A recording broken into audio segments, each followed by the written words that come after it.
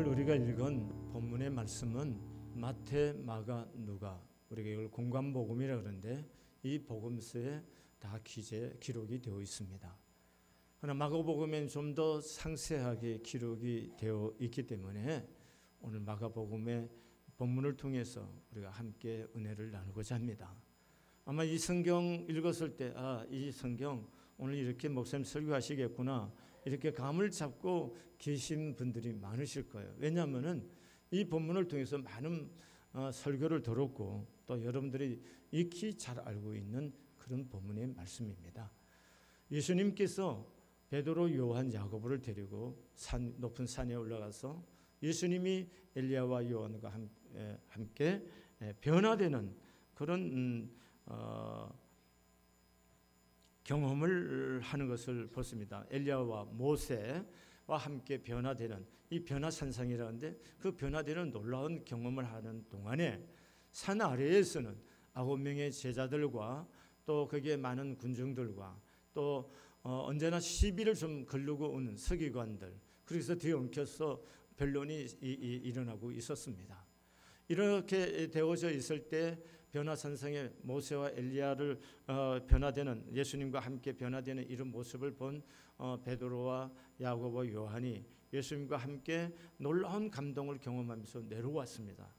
그런데 그게 보니까 사람들이 군중이 모여 있는데 거기 놀라운 일들이 있거든요. 그래서 예수께서 무슨 일이냐 물었습니다. 무슨 변론을 하고 있느냐 묻는 거죠.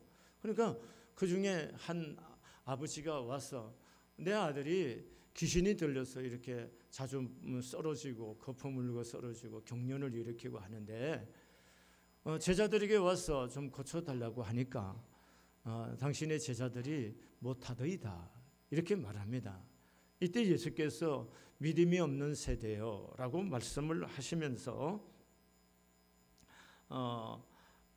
내가 얼마나 너희와 함께 있으며 얼마나 너희에게 참으리요 그렇게 말씀해서 그 아이를 데리고 오라고 말씀하십니다.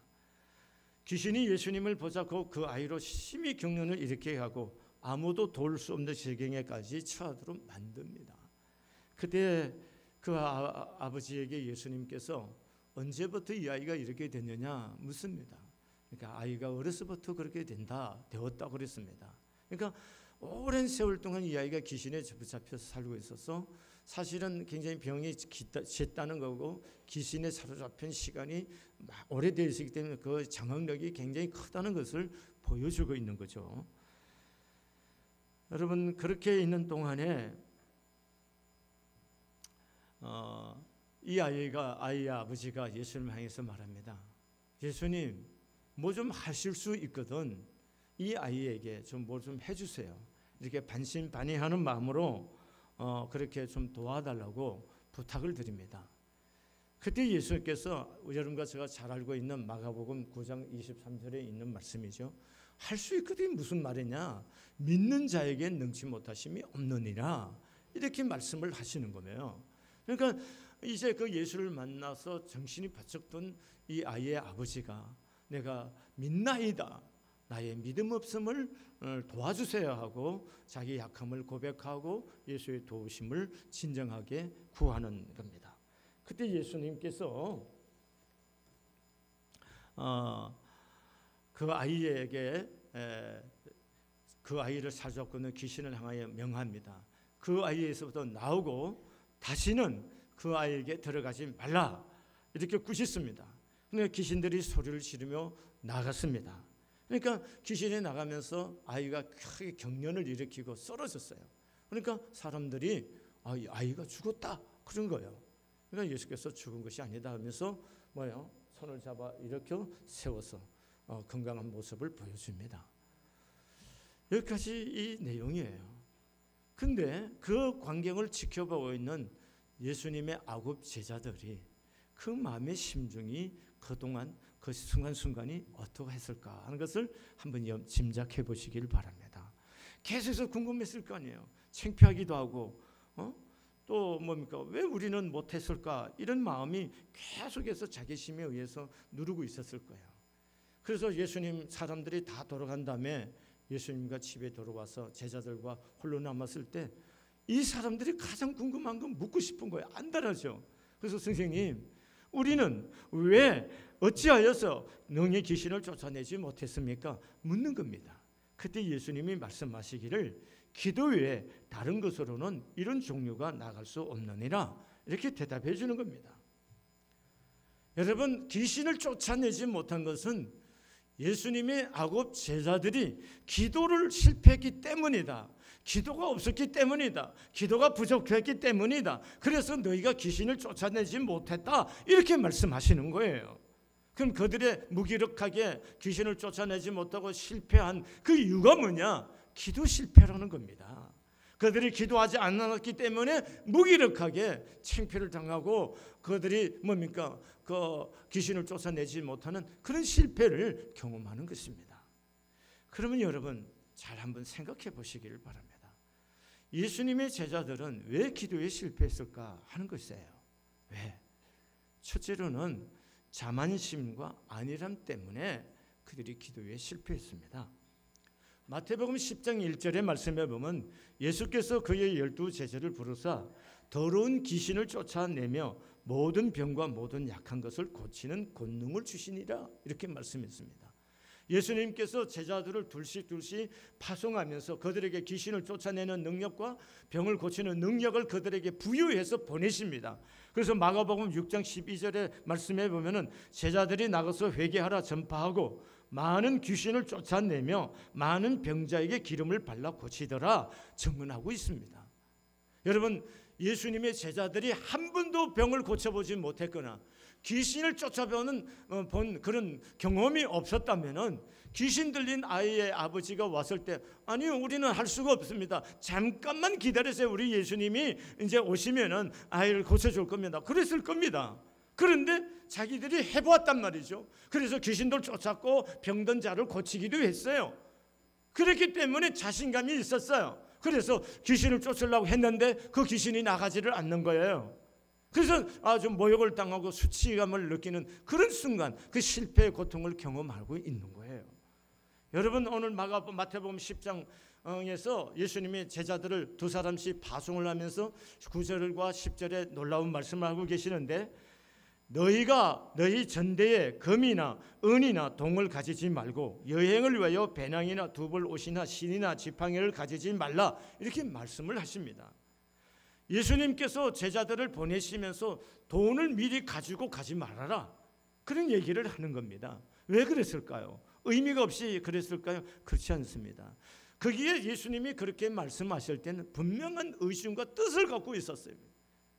그게 뭘까요? 왜 돈 가져가지 말아라? 금이나 은을 가져가지 말고 신발도 두 켤레 가져가지 말고 옷도 두 벌 가져가지 말고 그냥 이대로 가라 그랬을까요? 그 의도가 있는 거죠. 그 의도가 뭘까요? 여러분, 이 의도는 어디로 가든지 무엇을 하든지 그 제자들이 마음속에 간절한 마음으로 하나님을 의지하기를 원했던 겁니다. 그것이 예수님께서 제자들을 보내시는 의도였던 겁니다. 오늘의 본문의 말씀에 똑같은 본문의 해석을 마태복음에서는 기도 외에는 이런 이유가 나갈 수가 없다 이렇게 말씀하셨는데 마태복음에는 뭐라고 말씀하셨냐면 마태복음 17장 20절에 이르시되 너희 믿음이 작은 까닭이라 그랬습니다. 너희가 믿음이 없어서 너희가 믿음이 작아서 귀신을 쫓아내지 못했다 이렇게 마태복음에서는 말씀하고 계시는 거예요. 그러면 이 말씀의 의미가 뭘까요? 믿음이라는 것과 기도라는 것은 동의어입니다. 우리가 생각할 때 기도라는 것 하면은 자꾸 하나님께 칭얼칭얼대고 뭔가 내 필요한 것을 얻어내고 내가 원하는 것을 하나님께 받아내는 것으로 자꾸 기도를 생각합니다. 그러나 진정한 기도는 그런 것이 아니죠. 기도가 뭡니까? 여러분, 내가 할 수 없는 일들, 내 인생과 내 인생의 사건과 일들을 하나님께 맡기는 거잖아요. 하나님을 의지하고 맡기는 것이 기도란 말이죠. 그럼 믿음이 뭐예요? 믿음이라는 게 그거 아닙니까? 내가 하나님을 의지하고 내 인생을 하나님께 맡기는 게 믿음이란 말이죠. 그래서 결국은 기도라는 것은 믿는 믿음을 표현하는 장이 뭐예요? 기도라는 겁니다. 내가 하나님을 믿는다, 내가 하나님을 의지한다, 내 하나님께 내 인생의 모든 것을 맡긴다 할 때 무엇으로 맡기는 겁니까? 어떻게 맡긴다는 것입니까? 그 맡긴다는 것이 바로 뭐예요? 하나님께 기도하는 거예요. 여러분, 하나님께 기도하기를 주님이 바라시고 제자들에게 아무것도 가지지 말라고 했었던 것입니다. 그래서 예수님의 제자들이 처음 귀신 들린 사람이나 병든 사람을 마주했을 때 얼마나 그들이 떨렸었겠습니까? 얼마나 조마조마했겠어요. 그래서 그들이 하나님 앞에서 뭐 했을까요? 두렵고 떨림으로 하나님께 간절히 매달려서 하나님, 이거 어떻게 해야 됩니까? 주여, 우리로 하여금 할 수 있는 은혜를 주세요 하고 간절히 매달려서 기도하면서 병든 사람을 기도해 주었을 것이고 귀신을 향해서 기도해 주었을 겁니다. 이렇게 조마조마한 마음, 간절한 마음, 절박한 마음으로 이렇게 기도하면서 병을 고쳐주고 귀신을 쫓아내던 예수님의 제자들이 이제는 뭐요? 조금씩 자신감이 붙기 시작한 거예요. 그래서 자신감이 붙어서 그냥 어제가 한 문제는 그냥 예수 기도해주고 낫게 해주고 그리고 병도 고쳐주고 그리고 귀신도 쫓아내줍니다. 그러다 보니까 뭡니까? 이제 기도 안 해도 자기들이 할 수 있다라고 하는 마음이 들기 시작한 거예요. 여러분, 가끔 신유의 은사를 가지고 특별히 기도 신유 은사에 있는 분들이 계세요. 근데 그분들과 가끔 대화를 해보면 가끔 마음에 상처가 될 때 있습니다. 마치 병을 고치는 것은 자기가 고치는 것 같이 얘기를 하고 모든 병든 사람 다 내게로 와야 된다라는 이런 자만심을 가지고 얘기하는 분들이 태반입니다. 그렇지 않나요? 그래서 조그만 어려움이 있어 데리고 오라고 그러고 뭐 자기가 뭐 굉장한 사람인 것처럼 모든 암 환자들도 다 오라고 그러고 있어요. 그 다 자만심이 가득한 거예요. 여러분, 아마 제자들도 병든 사람을 고쳐주고 또 귀신을 쫓아내면서 점점점 그것이 잘 되니까 이제는 기도하지 않아도 된다는 생각이 들었고 자신감이 붙으면서 자만심이 생기고 자꾸 아니라는 생각이 들기 시작하는 거죠. 그래서 뭡니까? 기도를 하지 않았다고 볼 수가 있는 것입니다. 여러분 우리가 절박하면요 기도하게 되는 겁니다. 하나님이 예수님께서 왜 제자들에게 두 벌 신발을 가지고 가지 못하느냐? 하나님 앞에 계속 절박한 마음으로 구하라는 겁니다. 그러면 하나님이 지켜주시고 인도하시고 보호해주시고 응답하겠다는 약속인 것입니다. 전에 제가 개척에서 두 번째 교회에 있을 때입니다. 어떤 여자 집사님이 와서 그분이 그런 얘기를 해요. 자기는 기도를 막 소리내고 안 한대요. 뭐 그렇게 그런 기도하냐요. 자기는 이렇게 고개 숙이고 손을 꼭 이렇게 해요. 이렇게 하고 고개 약간 삐딱하게 하고 그냥 갖고 이렇게. 이거 보입니까? 잘 보세요. 이렇게 굉장히 우아하게 이렇를 기도를 한대요. 할 수 없지 뭐 그런 사람인데 어떻게 하겠어요? 근데 어느 날 제가 사무실에 앉아 있는데 문이 열리고 대성통곡하면서 땅바닥을 치면서 울면서 몸부림치는 어떤 그런 여자 목소리가 들려요. 제가 너무 놀래갖고 얼른 사무실 문을 열고 나와서 보니까 누구 계세요? 바로 그 집사님이셔요. 근데 앉아가고 퍼질러 앉는 거 아시죠? 퍼질러 앉아갖고 땅을 두들기면서 눈물 범벅이 돼서 막 하나야 막 울고서 몸부림치는 거예요. 저 너무 깜짝 놀라서 어찌 된 일이냐고 물었어요. 그러니까 그 아들이 외아들인데 집을 나갔다는 거예요. 그러니까 다급하니까 뭐 하는 거예요? 퍼질러 앉아갖고 소리 지르고 막 난리치는 거예요. 전에는 뭐예요? 우아하게 이렇게. 여러분, 우리가 절박하지 않기 때문에 뭐 우화를 떨고 하는 거지. 내 가슴 속에 절박하고 애탐이 생기고 하면은 여러분, 우리가 하나님을 향해서 부르짖게 되어 있고 도와달라고 소리를 지를 수가 있는 거예요. 여러분, 여기에 혹시 암 치료를 받으신 병의 진단을 받고 나면 충격을 먹지만 그럼 그 다음에 뭘 하고 싶어질까요? 하나님께 나와서 하나님 나 좀 불쌍히 해달라고, 하나님 나 좀 치료해달라고 기도하지 않겠습니까? 여러분, 절박함이 없어진 거예요. 그래서 안일에 빠지니까 기도가 되겠습니까? 안 되는 거죠. 여러분, 우리도 마찬가지예요. 우리가 신앙생활을 왜 무기력한 신앙생활을 자꾸 하느냐 하면은 예수님이 제자처럼 우리에게 그런 능력과 권능을 우리에게 다 부여했지만 우리가 지금 무기력한 신앙생활을 하는 이유는 우리가 너무 안일에 빠져 있고 뭐요? 구하지 않아도 적당히 잘 살 수 있다는, 어떻게 보면 굉장히 자만심이 있는 거죠. 먹고 사는 일에 지장 없잖아요. 지금 뭐 절박한 것이 없잖아요. 그러니까 기도를 필요로 하지 않는 거예요. 바로 예수님의 제자, 아곱 제자들이 이런 자만심과 안일함 때문에 기도줄을 놓친 것 같아, 이렇게 해석해 보는 겁니다. 두 번째는요, 아곱 제자들이 기도하지 않는 이유가 분주함 때문입니다. 여러분, 아곱 제자들이 처음에 나가서 기도하고 병 고치고 기도하고 병 고치고 귀신 쫓아내고 이러다 보니까 얼마나 분주하겠어요. 분주하니까 몸이 뭐요? 피곤할 수밖에 없죠. 그래서 뭡니까? 나른하고 하니까 잠자느라고 피곤을 추스르려고 정신이 없는 거죠. 또 분주하니까 사람들이 오니까 그 사람들 대하려고 하니까 얼마나 분주하겠습니까? 여러분, 이 분주함이 기도를 방해하는 겁니다.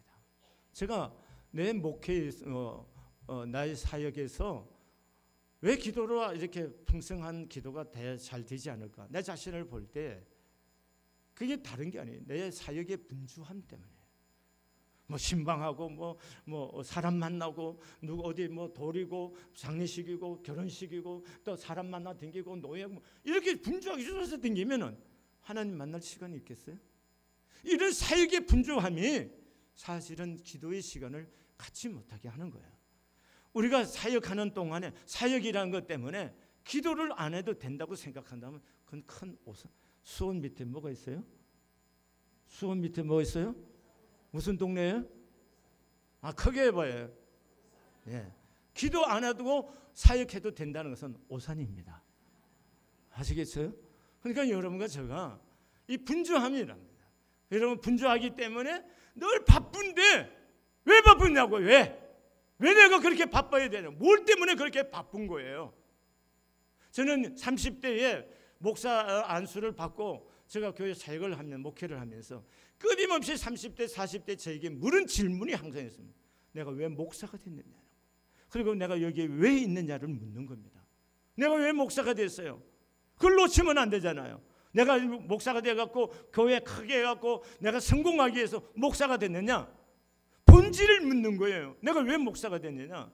그리고 내가 왜 여기 있느냐는 거죠. 그것은 내가 만난 예수 그리스도의 이 생명의 복음을 전하기 위함이고, 예수께서 피값으로 사신 교회를 세우기 위해서 내가 여기 있는 거지, 내가 이 교회를 세워갖고 성공해갖고 이런 얘기에 내 중심을 잡으면 안 된다는 거죠. 그래서 끊임없이 30대 40대 내 마음속에 질문이 그래요. 내가 왜 목사가 됐지? 그럼 내가 여기 왜 있어야 되는 거냐? 내 인생의 근본을 놓고 묻는 것입니다. 왜 그렇게 바쁘십니까? 왜 그렇게 바쁘신가요? 그 중요성을 놓치고 있다는 겁니다.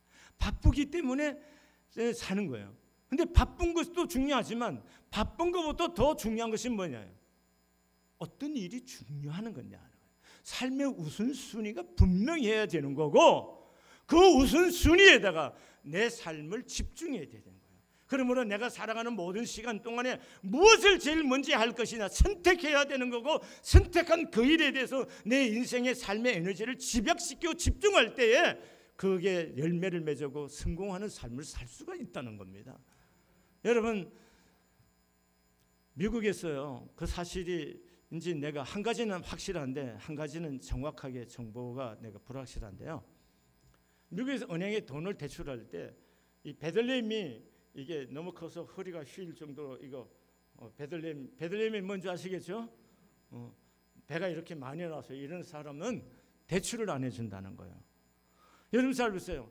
배가 이만큼 나서 띠룩띠룩 한 사람이 민첩하겠습니까? 안 하겠습니까? 그런 사람은 늘 앉기를 좋아하고 들어 눕기를 좋아해요. 그러면 그 사람들은 뭘 생각해요? 머리가 회전이 빠르고 하겠습니까? 아니면 그냥 먹고 뭔가 굶지르고 그런 일이니까 이런 사람에게 대출을 안 해준다는 거예요. 그런데 확실한 거 있습니다. 골프를 싱글을 치는 사람은 미국에서 은행에서는 대출을 안 해준대요. 왜냐하면 싱글을 치려고 하면 대충 일주일에 3번, 3번 내지 4번은 필드에 나가야 골프를 쳐서 싱글이 뭐냐면 여러분 72타를 치는 게 뭐라 그러죠? 예? 72탈 쳐야 되는데 9탈을 오버 정도 하는 사람, 요걸 싱글이라 그러는데요. 요걸 친 정도면 굉장한 실력입니다. 굉장한 실력이에요. 그 정도 실력을 실력하면은 일주일에 3번 내지 4번을 골프 필드에 나가서 살아야 되는데, 그리고 어떻게 사업이 되겠느냐? 그래서 돈을 대출 안 해준다는 겁니다. 그럼 무슨 얘기냐? 어떤 일을 하든지 자기 일에 몰입하는 사람, 집중해서 몰입하는 사람이라야 성공할 수가 있는 거예요. 이것이 여러분과 제가 삶을 사는데 굉장히 중요한 삶의 기술인 겁니다. 예수님의 제자들이 기도를 놓치고 있대요. 왜? 바빴어. 근데 예수님은 그렇지 않았어요. 예수님이 더 바빴겠어요? 제자가 더 바빴겠어요? 물어보는 거예요. 예수님이 더 바빴겠어요? 예수님 제자들이 더 바빴겠어요? 정말 그렇게 믿으시나요? 그럼 보세요. 마가복음 1장 35절에 예수님께서 새벽 미명에 나가서 뭐예요? 기도를 했어. 새벽 기도를 하셨어요. 어떤 젊은 목사님이 새벽 기도 신혼인데 새벽 기도를 하려니 얼마나 힘이 들겠어요. 그래서 소기사에서 어떤 놈이 새벽 기도를 만들어서 이렇게 힘들게 했나. 그 어떤 놈이 만든 게 아니고 예수님이 만드신 거예요. 새벽 미명에 새벽에 나서 기도하신 분이 누구예요? 예수님이 있어요. 그리고 예수님께서 5,000명을 먹이시고 예수님의 제자들을 태워서 건너가게 하고 예수님 또 산 위에 올라서 밤에 기도를 합니다. 요즘 식으로는 심야기도, 철학기도 누가 하신 거예요? 예수님 하신 거예요. 40일 금식기도 누가 하신 거예요? 예수님 하신 거예요. 예수님은 사역에 아무리 분주하고 바빠도 기도를 놓치지 않았다는 겁니다. 제자를 선택할 때도 먼저 나가서 기도한 다음에 제자를 선택. 모든 일에 앞서서 주님이 하신 일이 뭐냐? 기도예요. 그래서 하루의 사역을 시작하기 전에 먼저 주님께 하나님께 나가서 기도한 다음에 그 성령 하나님의 은혜 안에서 하루의 사역을 시작했지 먼저 일부터 하고 하지 않았다는 겁니다. 오늘 우리들에게 있어 무엇이 문제냐는 거죠. 기도를 쉰다는 거, 기도 부족이라는 거, 그게 다 핑계거리죠. 바빴어요. 뭐 그렇게 바쁘십니까? 한번 물어보시겠습니다. 여러분, 바벨론과 메데 바사의 국무총리를 지내셨던 다니엘보다 여러분 더 바쁘십니까? 제가 옛날에 국회의원 하신 분하고 한번 마포 쪽에서 국회의원 하신 분 만났는데 아침 집에서 식사해본 일이 거의 없답니다. 저녁도 마찬가지고요. 모든 스케줄 아침 새벽부터 뭐요? 사람 만나고 식사하는 거예요. 여러분의 인생이 그렇게 분주하고 바쁘십니까? 그 사업이 그렇게 바쁘단 말이에요? 바쁜 척 그만하십시오. 그 다 바쁜 척해서 그런 거예요. 사실은 아닙니다. 혼자 사업을 하면요 저녁에 집에 가도 되는데 그게 또 주일날 또 집에 가서 쉬면 되겠는데 또 해서 나가요. 그 심정 이해 못하는 거 아니에요. 이해돼요. 공감도 해요. 나도 그럴 거예요. 그런데 나가서 뭐 별일이 합니까? 아니잖아요. 그럼 뭐예요? 주일날 예배드리고 그냥 쉬십시오. 그리고 기도하면서 한 주간의 일들을 진행될 일들을 묵상하면서 하나님 앞에 예배하면서 한 주간에 일어날 모든 일들을 아뢰고 하나님께 순전한 마음으로 맡기고 예배하십시오. 그리고 안식하십시오.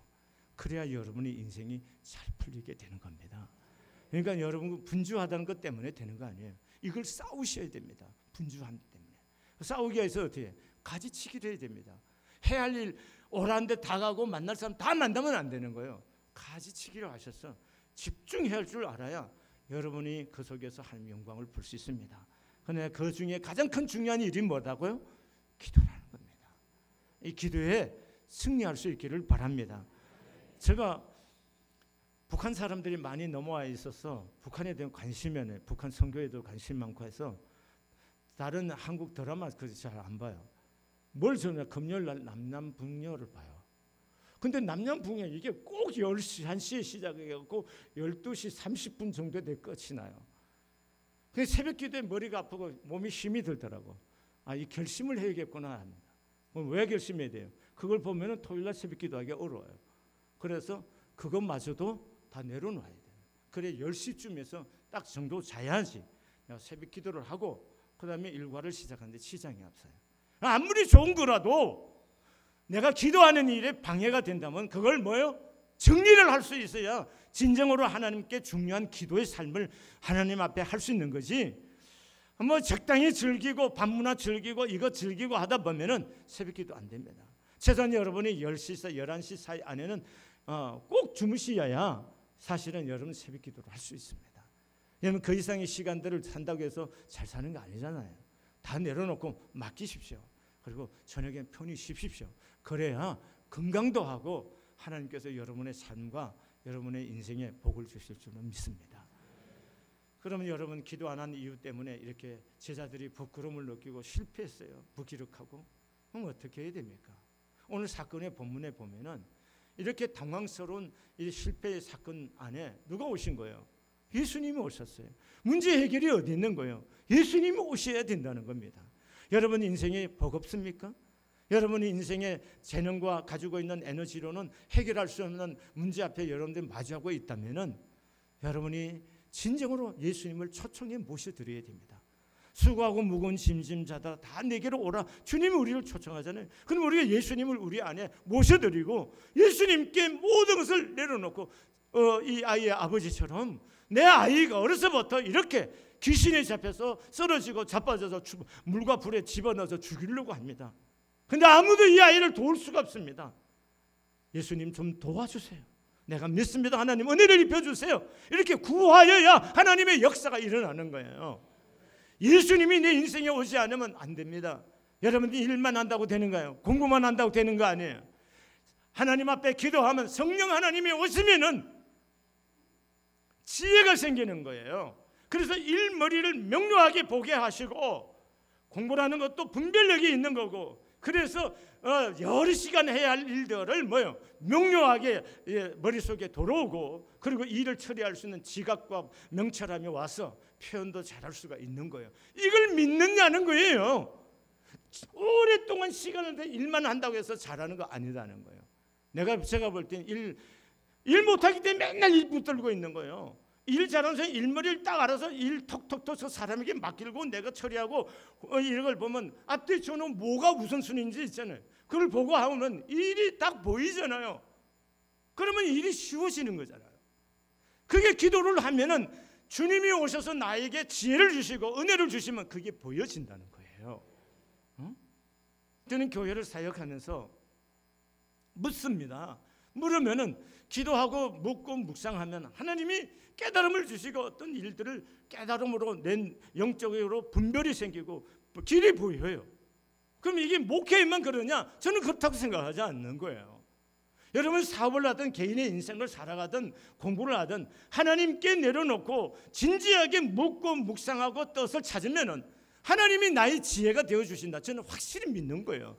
그래서 여러분의 삶 가운데 예수님을 좀 모셔드리고 좀 묻는 진지하게 묻는 이 아이의 아버지처럼 도움을 구하고 묻는 이런 순전함을 가질 때에 여러분 생애 속에 하나님이 하시는 큰 역사가 일어나게 될 줄로 믿습니다. 여러분 짐 엘리어트라는 사람이 이런 말을 했어요. 사탄은 적어도 세 가지를 확실하게 장악하고 있다 그랬습니다. 소음과 조급함과 그리고 군중이라는 겁니다. 하나님의 사람들이 영적인 리더로 쓰임을 받거나 자기 인생에 하나님 하신 일에 복을 받고 은혜를 입으려고 하면은 이 세 가지 장애물을 극복해야 된다는 거예요. 여러분 세상의 소리, 소음이죠. 이 세상의 소리보다는 하나님의 말씀에 집중해야 된다는 거예요. 그 다음에 조급함을 버리고 하나님의 약속을 바라고 인내해야 됩니다. 내 시간표대로 하나님을 움직이려고 하지 마시고 하나님께서 반드시 이것을 이루시는데 그분의 시간대로 움직일 거란 말이죠. 왜? 내게 가장 좋은 방식으로 좋은 시간에 가장 좋은 때에 이루실 거 믿고 기다려야 돼요. 그 다음에 군중에 휩쓸려 살지 말고 중심을 잡아야 돼요. 사람들이 이거 하자 그러면 이거 하고 저거 하자 그런 게 아닙니다. 하나님께서 내게 무엇을 원하신지 그 하나님을 바라보고 내 중심이 하나님께 딱 잡혀 있어야 우리가 이 땅에서 하나님의 사람으로 존귀하게 살 수 있는 거고 성공하는 삶을 여러분과 제가 살 수 있게 될 줄 믿습니다. 그러려고 하면 어떻게 해야 되나요? 하나님과 조용한 시간을 좀 확보하시기를 바랍니다. 그래서 하나님과 순전한 교제 시간, 그래서 아무리 바쁜 일도 공부도 좀 내려놓고 눈을 들어서 하나님을 바라보고 하나님 이거 어떻게 하면 될까요? 이렇게 좀 눈을 들고 그러면 여유가 생기는 거고 그 속에 하나님의 지혜가 오는 거, 성령의 은혜가 우리 속에 온다는 것을 믿으시기를 바랍니다. 네. 그래서 여러분 막 집착해서 이렇게 하는 것보다는 때로는 내려놓고 하나님을 구하고 하나님과 교제하는 동안에 문제가 해결되고 하나님의 지혜와 은혜가 임하여지게 될 줄로 믿습니다. 기도하시겠습니다. 하나님 아버지